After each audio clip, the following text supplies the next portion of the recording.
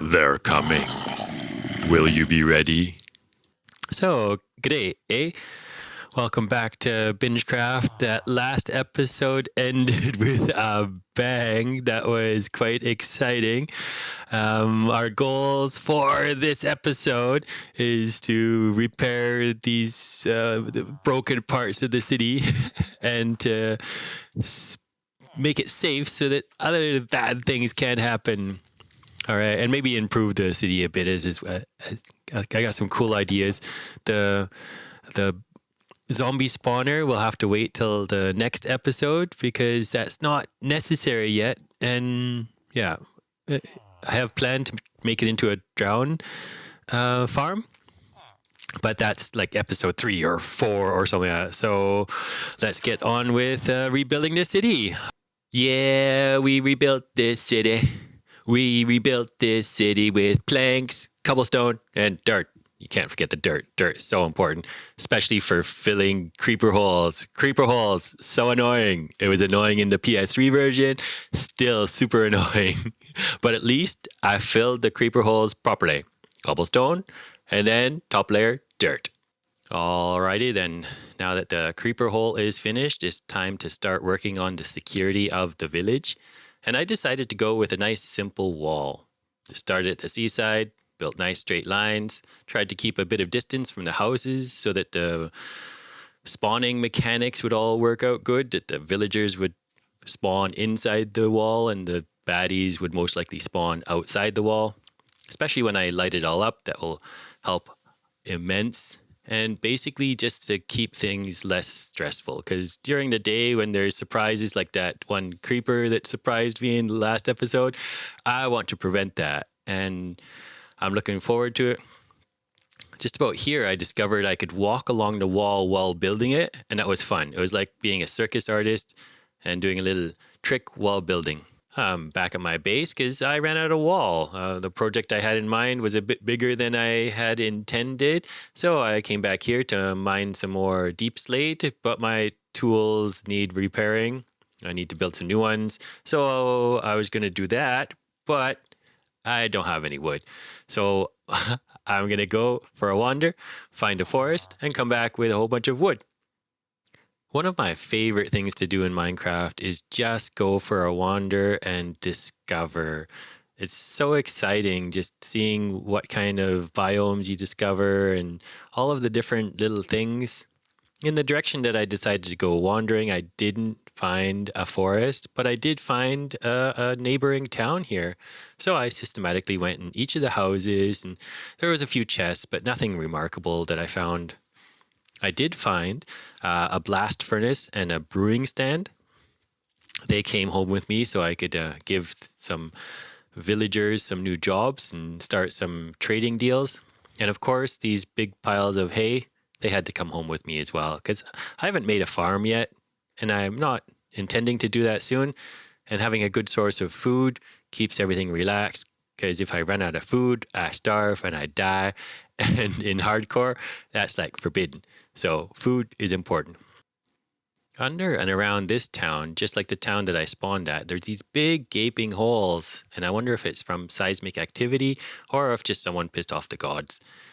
My goal for the wander was to come back with a bunch of wood. And I did harvest this single tree amount of wood, which isn't a lot, but it's enough to make the tools to do some mining. And I think I'm just going to plant some trees at home, call it a tree farm. This is me entering my mine, expecting an uneventful mining session.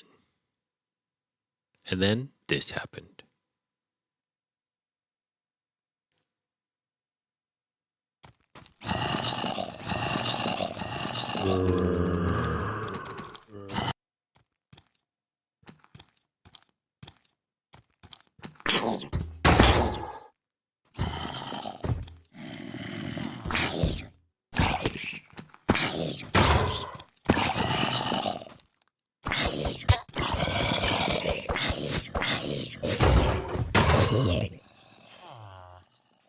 That night, I learned the 2 things that are necessary to survive a zombie apocalypse: a wall and an iron golem.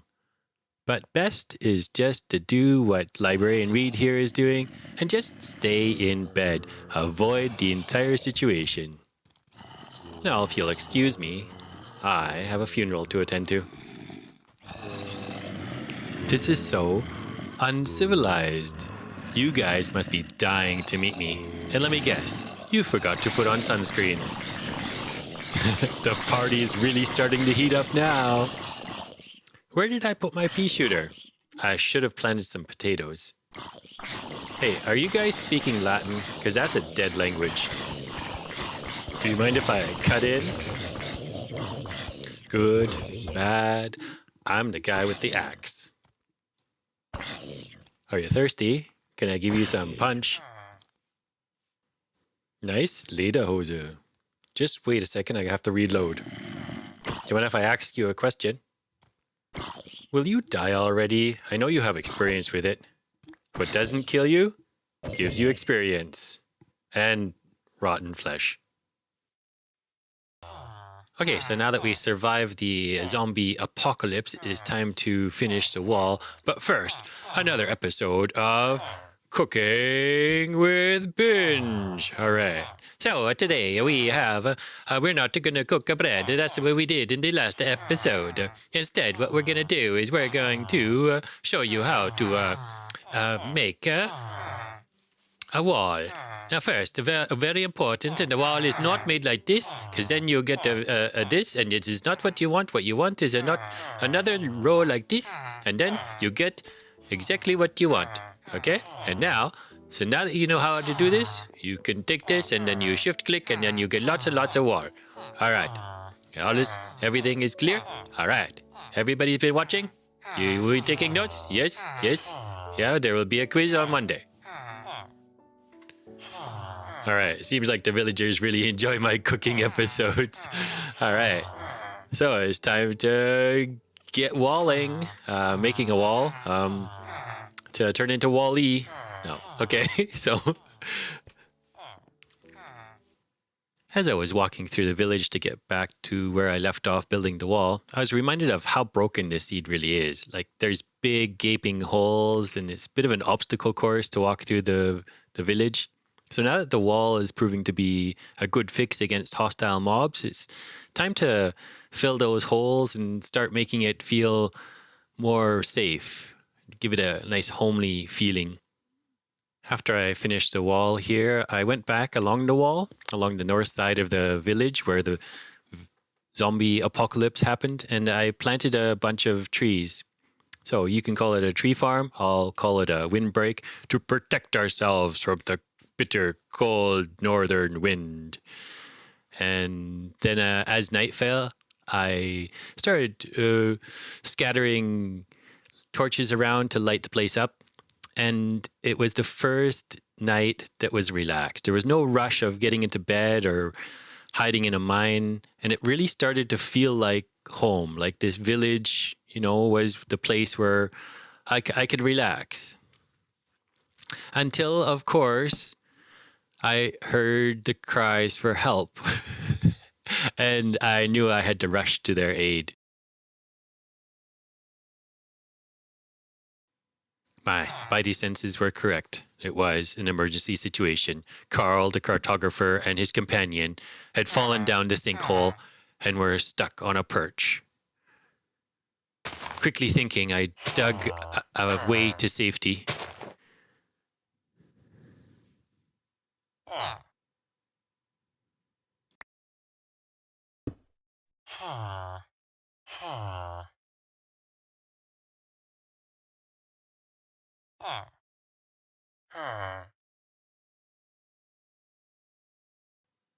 As Carl was coming to safety, tragedy hit. He was plunged deep down into the cold water.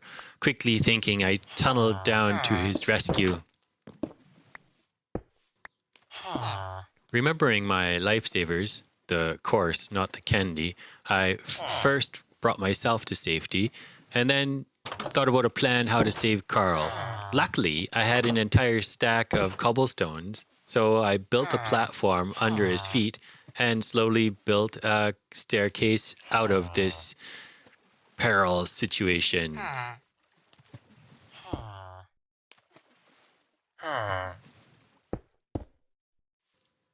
This whole incident did give me inspiration. Instead of filling the holes, I had the idea I could connect the holes and build underground passages.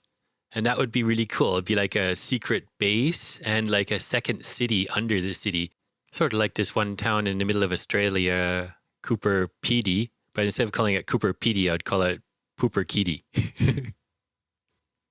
Alrighty then, it's time to wrap up this episode. And if you look behind me, everything is lit up nicely. We've got the wall where I started, and we got a gate there that I put in.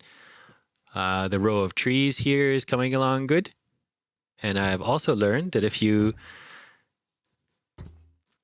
plant trees near, iron golem, near flowers, there's a 5% chance that there's a beehive that spawns with them.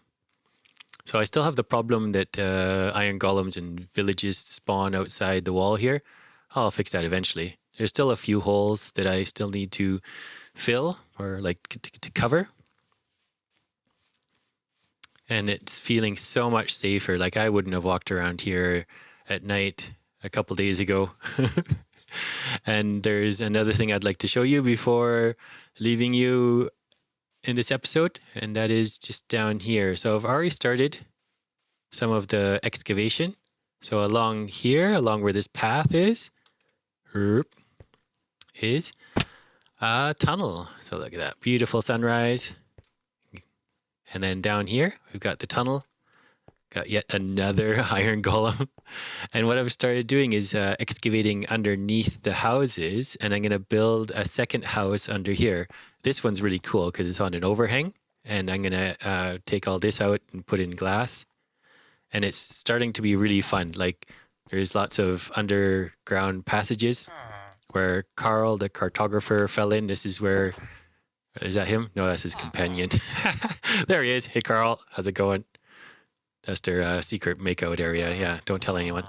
Yeah, and these tunnels here connect up. So from here, you can get to the marketplace. And I've got some really cool ideas starting. And not all of the tunnels are finished yet. Yeah, so we've got a lot finished this episode. So all that's left to do is say thank you for watching. If you're interested in watching the next video in the episode, then click on the right here. And if you want to see some random other video, then click on the left. And other than that, okay, I love you. Bye-bye. Woohoo!